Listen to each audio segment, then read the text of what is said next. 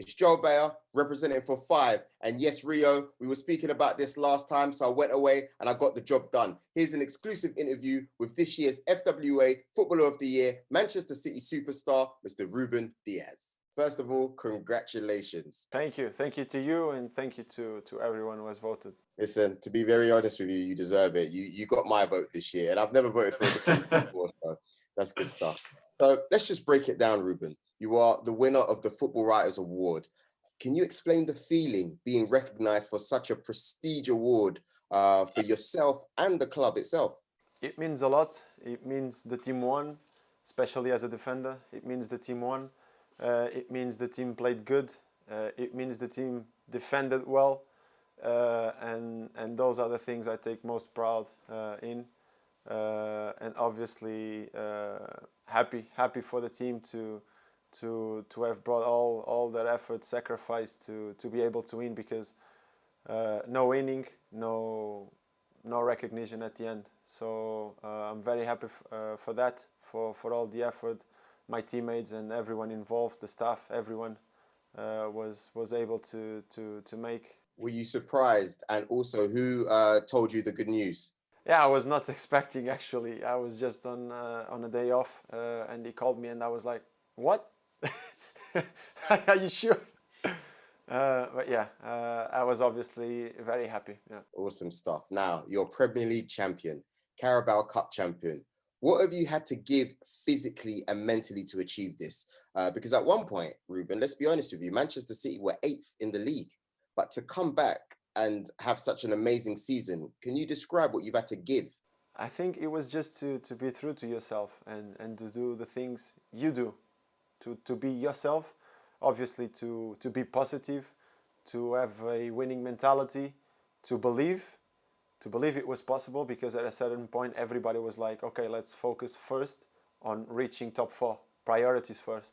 And step by step we made our way. I think a big part of it was that we realized that it needed to be game by game. And the mentality was that win the next one, and now win the next one, and the next one, and the next one. And you could see there was nobody talking or thinking about what will happen next. It was just that game. And it was here, it was in the Carabao, it was in the FA Cup, it was in the Champions League. It was all like that. At the end, we missed the FA Cup final. But you could see the mentality of the team, and whoever played. Sometimes there were players that were not playing much, and they would play, and they would present the quality. They would play with like they have never been out, and I think there was the big strength and the big difference of our team.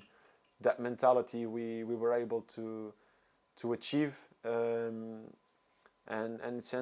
essentially the way also we came together, the way we understood that everyone needed to be top, but we also needed to be top together.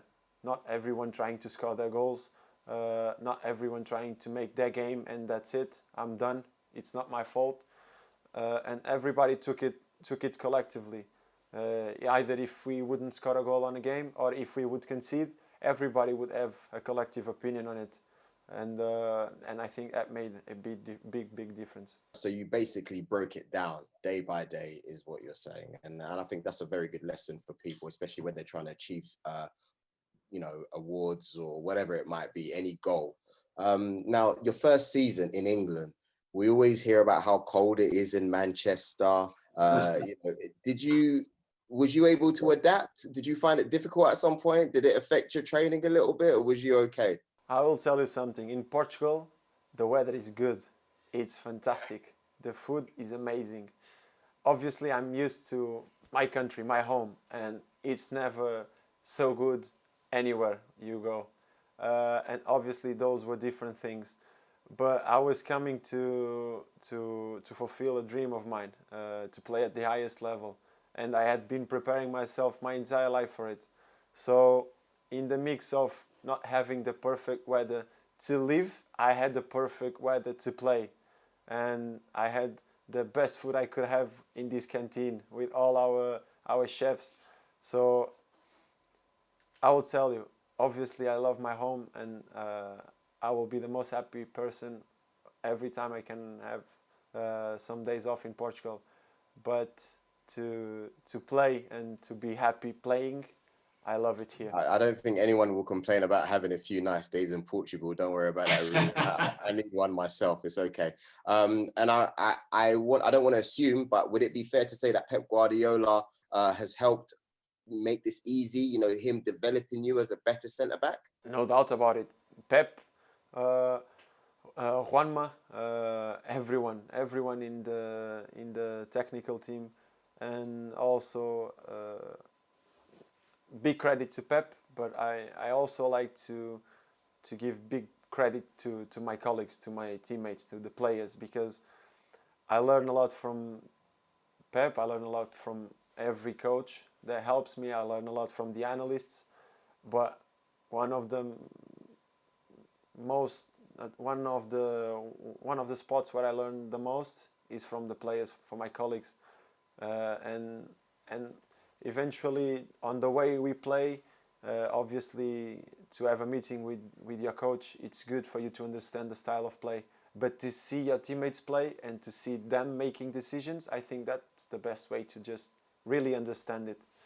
And obviously, all of it together, it was a very, very good help, and it made me just integrate as fast as possible. That's brilliant. And obviously, you've spoken about how much you need your teammates, how important it is to work as a team, because you're coming up against tough opposition every week in the Premier League.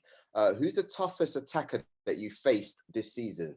I couldn't honestly say a name. I've been asked in an interview, and obviously I gave the same answer as I always do. And then one day a friend of mine asked me, and I was thinking to myself, and I was honestly thinking, I can't say one name. Honestly, I can't say. I can't find it in my mind the correct answer, because Premier League, Champions League, Carabao, FA, you get everything. You get everything.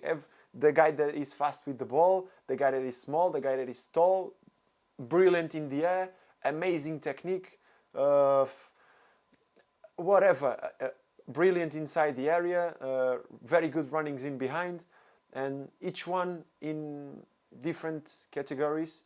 It's the best on what they do, because we're in the Premier League and we're playing Champions League. So I honestly could not say like this one was the toughest, because every single game, and I'm being honest, every single game you get different difficulties, and you just gotta be ready for all of them, because you never know what's gonna happen, especially playing against these players. Exactly, it is the Premier League at the end of the day. Now, there's no iron team, but it's very obvious that you've developed a very positive relationship with your centre-back partner, John Stones. How has he helped you this season in just improving and settling in?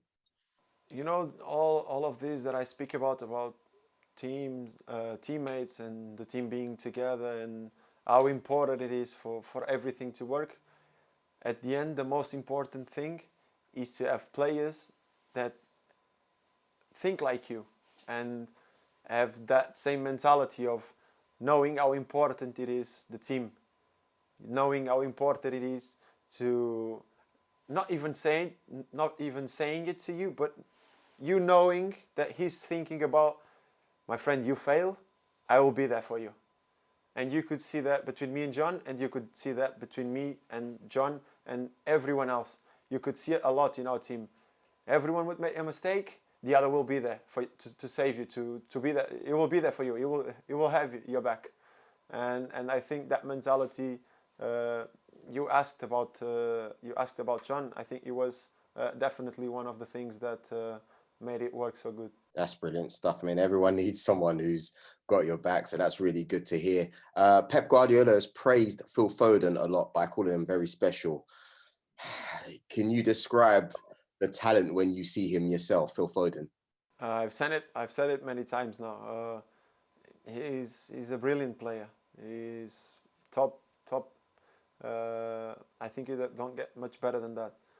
Obviously now, what will make the difference, it's his consistency, how he understands the game, what his mentality will be from now forward, and I think he's on the right path because he's got the right mentality, and he wants to improve. When you have a player with all that quality that still goes to training and he wants to do better at everything, then you're on the right spot. You're on the right way. So I could be here saying, oh, he's phenomenal with this and that, and you know what he does with the ball when he's there, incredible. But I think essentially describing Phil and what will make the big difference for him from here to the next step, it's his mentality and the way he will be able to continue to improve. There's a lot that's said about how Man City play as a team. It's always about how great your formation is. Can you give us a quick summary of, it's very hard to do this, but a quick summary of how you would describe your formation? I mean, I use words like fluid, attacking, patient. Have you got 3 words for me? 3 words. Oh my God. I got 4. That's all right. Let's go for 4. Defend well, attack better. Oh, yeah. Like that. Okay. And, you know, you mentioned the club a lot, your teammates, how much you've enjoyed being at the club. Do you have any messages for the Manchester City fans? Obviously. It's one of the biggest gaps this season, not having the opportunity to play for them, especially in the stadium. We had the opportunity to play with some fans in the Carabao Cup, and it was fantastic, big difference. And I think it was just 2,500, and it was already amazing. I was like, when I got home, I was calling my family, and imagine the full stadium. Just imagine if 2,000 people each side was like that. Imagine the full stadium, and I think that's one of the biggest gaps. But essentially, what I have as a message for them is that I'm really happy to be here. I'm really happy to be in a club with this ambition, an ambition I would consider equal to mine. Everyone wants to win. Either the fans, the players, the staff, everyone is involved in the process. Everyone wants to do better, and I think I'm on the right spot. For the fans, I would just like to thank them for their support, and to say that I hope to see them soon in the stadium, a full stadium. Thank you. That's fantastic. They're going to love that. Now, looking at the Champions League final with Ruben Dias, I mean, your success rate, Ruben, I was looking at your statistics earlier on, and it's just amazing when looking at your pass rate. 96.4% versus Porto in the group stages, 98.4% versus Gladbach, 94.1% against them in the second leg, 94.3% against Dortmund in the first leg, 90.3% against PSG in the second leg. I mean, how important is it for you to always be in control with the ball, and how does that impact you and your teammates? I end up getting those percentages also because of where I play in the pitch, and essentially I think it is a big part for the team game, because it's a zone where they need me to be safe, and whoever plays there, they need to know that when the ball is there, the ball is safe. And I see the game a little bit like that. It's a space where you need to give the confidence and the comfort to your colleagues, because there will be times where we'll need to go 1v1s and we will need to go inside of the other team. But in certain areas, we really need to have the most trust that we really know where we are on the pitch, and it takes a lot of concentration, because to do it during all the season it's not easy, and I think for whoever plays there, it needs lots of concentration, because when it seems it's easy, that's when it gets complicated. And I think that's a major step, especially for a team like us that likes to have possession. It's very important, especially for our midfielders, to know that we're always looking to make the right decision, the right pass to the right space, and not overcrowding, not putting the ball where the game is overcrowded, like always trying to see the clear space. I can tell you're a thorough football man, Ruben. I can tell for sure. And my last question, what has been your favorite moment in the history of the Champions League? In the history of the Champions League, it is yet to come, my friend. Is yet to come. Wow. That's an amazing answer. Thank you very much. Listen, Ruben, you've been amazing. Again, a massive congratulations, for winning the award. And yeah, you know what? I wish you the best because you're a football man. You know, you're a great guy from what I know of you. And I know that you're bringing a positive attitude, not only to Manchester City, but to the Premier League itself. So thank you very much. Thank you very much. Thank you.